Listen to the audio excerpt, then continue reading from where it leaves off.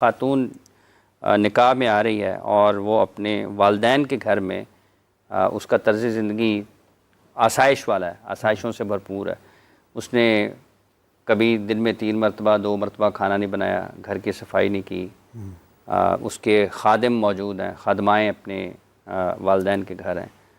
تو کیا جب وہ آئے گی اپنے میاں کے گھر نکاح ہو کے آتی ہے تو کیا یہ طرز زندگی اس کو دینا اس کی ذمہ داری ہے، یا پھر وہ اگر اس کے پاس اتنی سہولتیں اور آسائشیں نہیں ہیں تو وہ کام کرنے کی پابند ہے، اور وہ یہ کہہ سکتی ہے کہ چونکہ میں یہ نہیں کر سکتی ہوں تو میرے لیے آپ بندوبست فرمائیں؟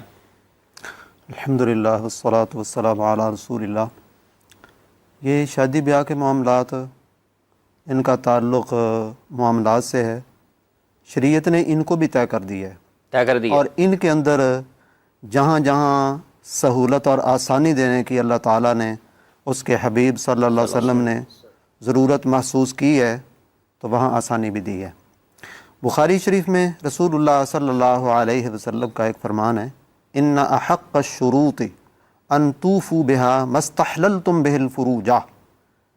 پورا کرنے کے سب شرطوں سے زیادہ لائق وہ شرطیں ہیں جن کے ساتھ تم عورتوں کو اپنے لیے حلال کرتے ہو۔ ٹھیک ہے۔ اب اس حدیث پاک کی روح سے جائز شرطیں وہ نکاح کے اندر لگائی جا سکتی ہیں، لگائی جا سکتی ہیں۔ ہاں، ایسی شرطیں جو اللہ کے حلال کو حرام کر دیں یا اللہ کے حرام کردہ کو حلال کر دیں، ناجائز کو جائز اور جائز کو ناجائز کر دیں، ایسی شرطیں لگانا تو جائز نہیں ہے۔ ٹھیک ہے، اس شریعت کے دائرے کے اندر رہتے ہوئے شرطیں ایسی لگائی جا سکتی ہیں، لگائی جا سکتی ہیں۔ ہاں، جیسے بخاری شریف میں ہی فتح الباری میں ایک واقعہ لکھا ہے، ایک عورت نے خاوند کے ساتھ یہ شرط لگا لی کہ میں اس شہر سے باہر کسی اور جگہ پر تمہارے ساتھ نہیں جاؤں گی، مجھے اسی شہر میں تمہیں رکھنا ہوگا۔ خاتون نے یہ شرط لگائی ہاں، کہ اسی شہر میں رکھنا ہوگا۔ اسی شہر میں رکھنا ہوگا۔ ٹھیک ہے۔ تو پھر اس کا خاوند جو تھا اس کو اس شرط کا پورا کرنا مشکل ہو گیا، وہ رہائش کسی اور جگہ لے جانا چاہتا تھا۔ اس نے یہ بات کی تو عورت نے کہا نہیں، میں تو اپنی شرط پر ہوں۔ یہ کیس عمر بن خطاب رضی اللہ تعالی عنہ کے سامنے پیش ہوا تو انہوں نے کہا اس مرد سے، نہیں بھائی، المسلمون علی شروطہم، مسلمان اپنی شرطوں پر ہیں، جب تم نے یہ شرط مانی ہے تو اب اس شرط کی تمہیں پاسداری کرنا پڑے گی۔